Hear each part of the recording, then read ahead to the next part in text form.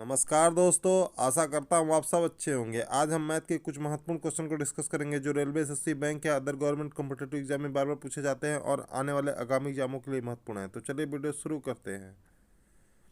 First question है, ए अकेले किसी कार्य को 24 दिन में कर सकता है, बी अकेले समान कार्य को 36 दिन में कर सकता है। वे दोनों कार्य का 3/8 भाग कितने दिनों में कर सकते हैं। तो चलिए क्वेश्चन बनाते हैं। ए है किसी काम को 24 दिन में कर सकता है, बी उसी काम को 36 दिन में कर सकता है, और 24 36 का एलसीएम देखेंगे तो 72 होगा। प्लस 3 काम ए करेगा तभी 24 दिन में 72 काम पूरा कर पाएगा। उसी तरह प्लस 2 काम बी करेगा तभी 36 दिन में 72 काम कर पाएगा। और जब ए प्लस बी एक साथ मिलके काम करते हैं तो काम टोटल करते हैं 5 काम। और काम कितना हमसे करवाना है, क्वेश्चन बोल रहा है काम करवाना है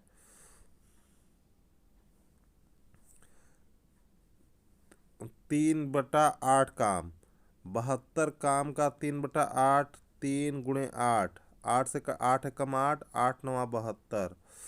27 काम टोटल करवाना है किससे, ए बी से। और ए बी एक दिन में 5 काम करते हैं तो 27 काम करने के लिए कितने दिन लेंगे, 27/5, 50 25 और 2/5, 5 सही 2/5 दिन। आशा करता हूँ ये क्वेश्चन आपको समझ में आया होगा। बढ़ते हैं नेक्स्ट क्वेश्चन की तरफ।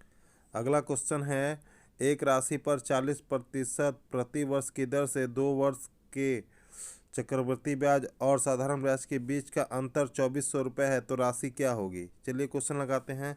2 वर्ष का जब चक्रवृद्धि और साधारण ब्याज के बीच का अंतर पूछे तो फार्मूला होता है ब्याज बराबर मूलधन पी दर आर का स्क्वायर बटा 100 का स्क्वायर।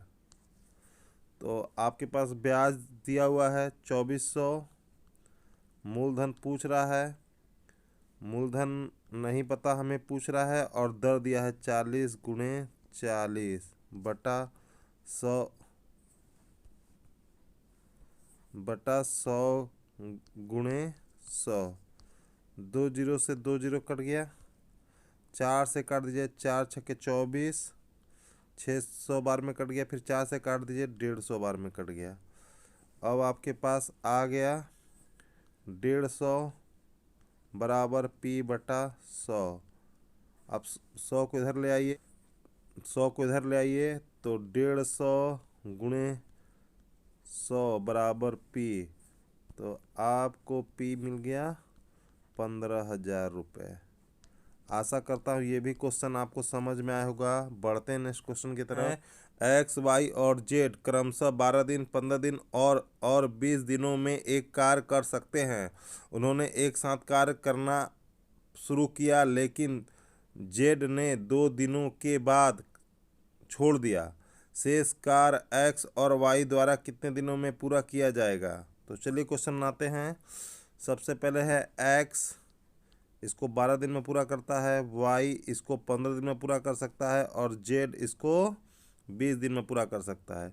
अब तीनों जब एक साथ कार्य करेंगे तो 2 दिन तक कार्य करते हैं, लेकिन टोटल पहले कार्य देख लेते हैं। टोटल कार्य 60 आएगा क्योंकि 12 15 20 का एलसीएम 60 है। उसी तरह प्लस 5 काम करेगा एक्स तभी 12 दिन में 60 काम कर पाएगा। उसी तरह प्लस 4 काम करेगा वाई तभी 15 दिन में 60 कार्य कर पाएगा। उसी तरह प्लस 3 कार्य करेगा जेड तभी 20 दिन में 60 कार्य कर पाएगा। और जब ये एक साथ कार्य करते हैं एक्स वाई प्लस जेड, तो टोटल कार्य एक साथ कितने दिन में करेंगे, 5 4 9 3 12 कार्य। और ये एक साथ 2 दिन तक कार्य करते हैं, तो एक दिन में 12 कार्य करते हैं तो 2 दिन में 12 × 2 बराबर 24 कार्य। और टोटल काम हमसे करवाना था 60, टोटल कार्य 60 करवाना था, लेकिन 24 कार्य ये सब कर चुके हैं। तो शेष कार्य कितना हो गया, शेष कार्य रहेगा हमारे पास 60 - 24 बराबर 36 कार्य। अब 36 कार्य को कौन करेगा, क्योंकि अब जेड तो भाग चुका है, तो अब कार्य करेगा एक्स और वाई। तो एक्स 5 काम करता है एक दिन में और वाई 4 कार्य, तो टोटल कार्य 9 कार्य से इनको 36 कार्य करना है। तो कितने दिन लगेंगे, 9 चौके 36, 4 दिन। और टोटल दिन पूछेगा तो 2 दिन उधर किया गया था, 4 दिन इधर, टोटल 6 दिन हो जाएगा तब। आशा करता हूँ आपको समझ में आया होगा। बढ़ते नेक्स्ट क्वेश्चन की तरफ। अगला क्वेश्चन है, एक वर्ग की भुजा में पहले 10% की वृद्धि होती है और फिर 20% की कमी होती है, क्षेत्रफल में कुल प्रतिशत परिवर्तन क्या है? तो चलिए क्वेश्चन बनाते हैं। पहले वर्ग क्या होता है? वर्ग की चारों भुजा आपस में बराबर होती है, का क्षेत्रफल होगा साइड, अगर ये साइड इंटू साइड।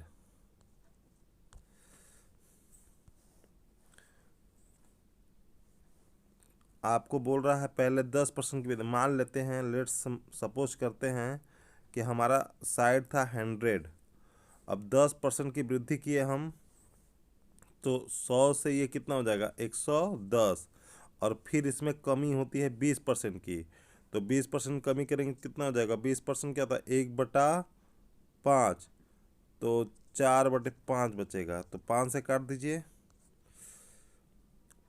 2, फिर 2, तो यहाँ पे हो जाएगा 88। पहले भुजा 100 थी, अब भुजा हो गई 88।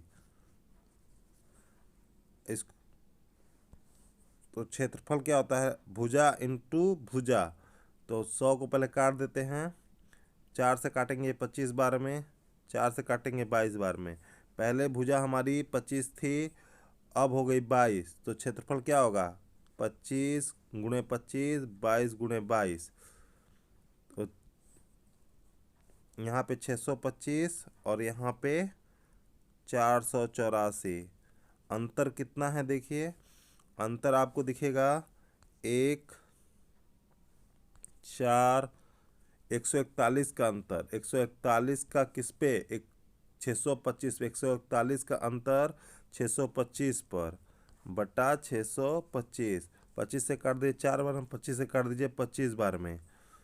अब इसका गुणा कर दीजिए, 4 एकम 4, 4 चौके 16, 4 एकम 4 एक 5 बटा 25।